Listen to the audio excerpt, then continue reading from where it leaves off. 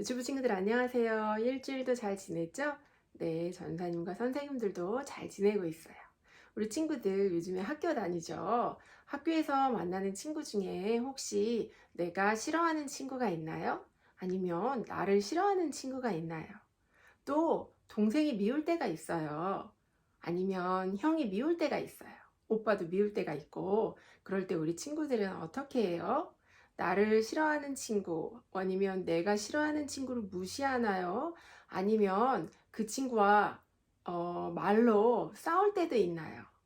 오늘 본문에 예수님이 해주신 말씀이 있어요. 어떤 말씀인지 잘 들어보세요.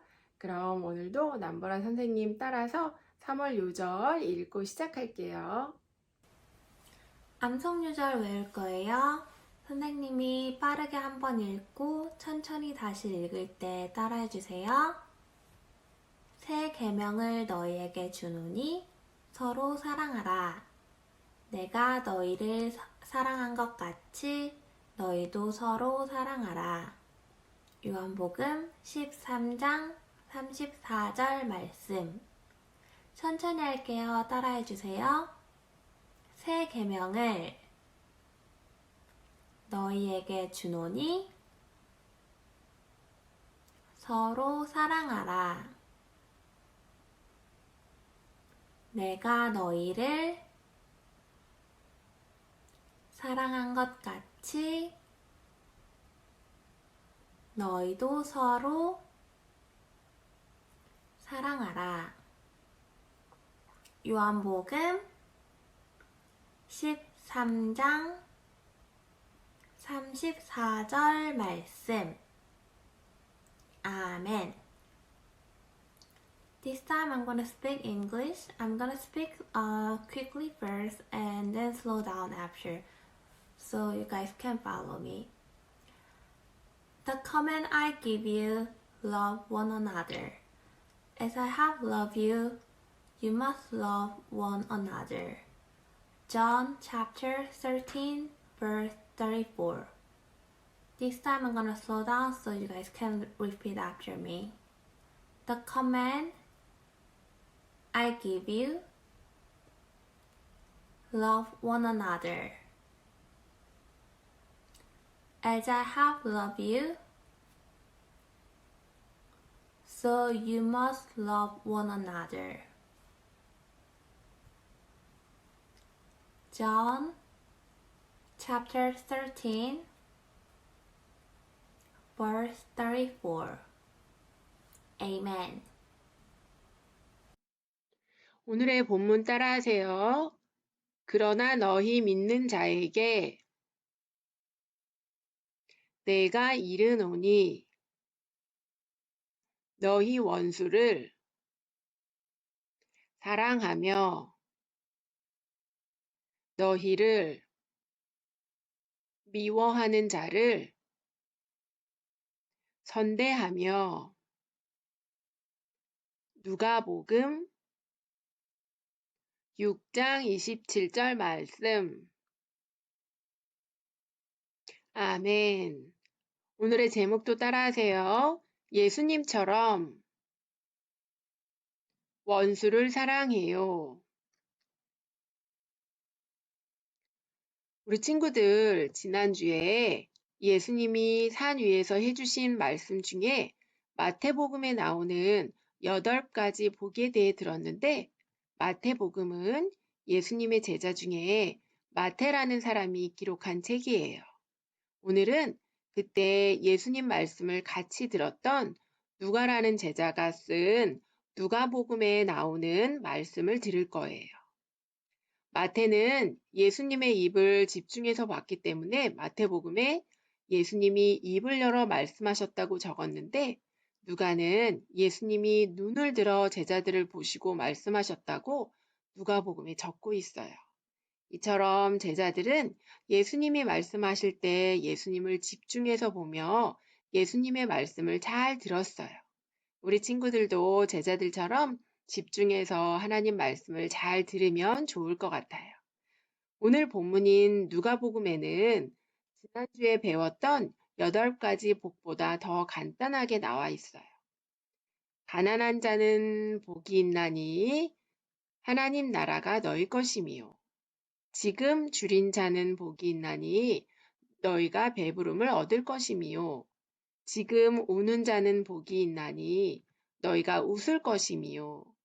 예수님 때문에 사람들이 너희를 미워하며 멀리하고 욕하고 너희 이름을 악하다 하여 버릴 때에는 너희에게 복이 있나니 하늘에서 너희 상이 큼이라 이렇게 하셨어요.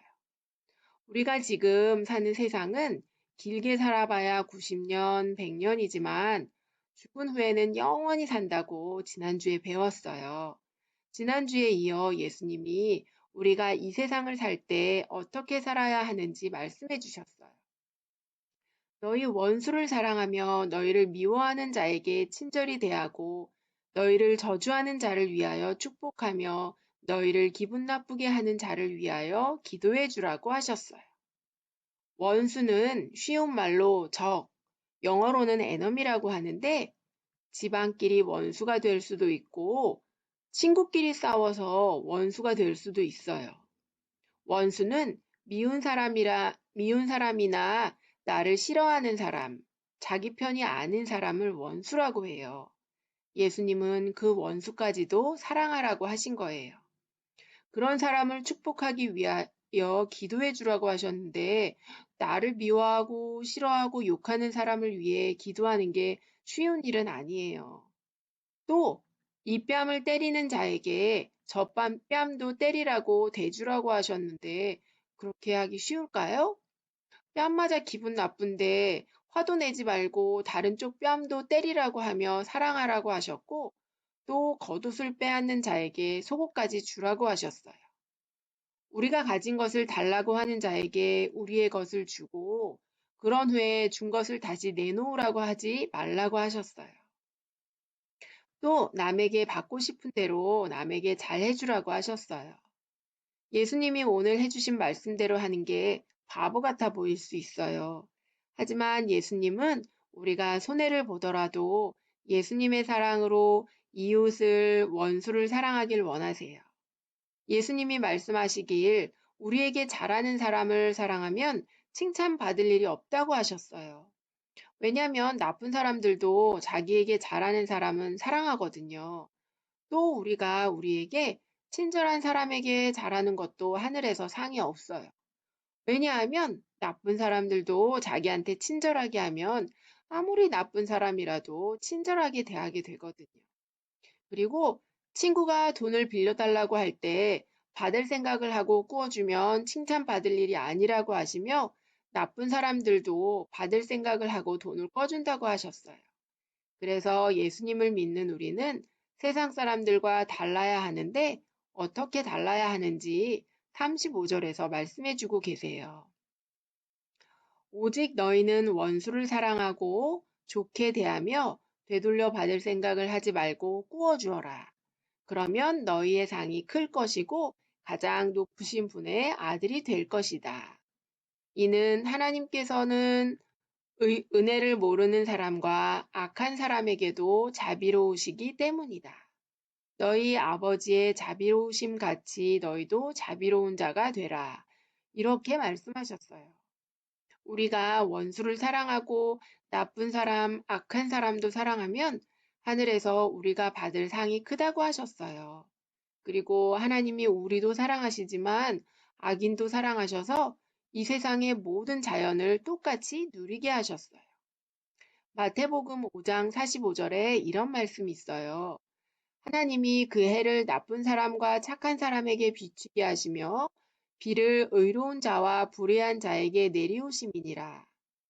나쁜 사람에게는 해가 안 비치고 우리한테만 비치고 또 나쁜 사람한테는 비가 내리지 않아 가뭄이 있고 우리에게만 비가 내려서 풍성해지는 것이 아니라 하나님은 모든 사람에게 똑같이 하나님의 사랑을 주시는 거예요.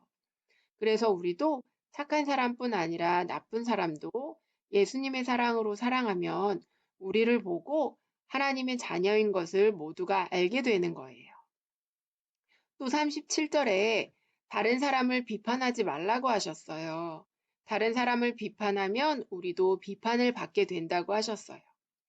요즘에는 사람들이 외모에 관심이 많아서 외모를 보고 눈이 작네, 크네, 입이 예쁘네, 밉네 하면서 외모를 가지고 말들을 많이 해요.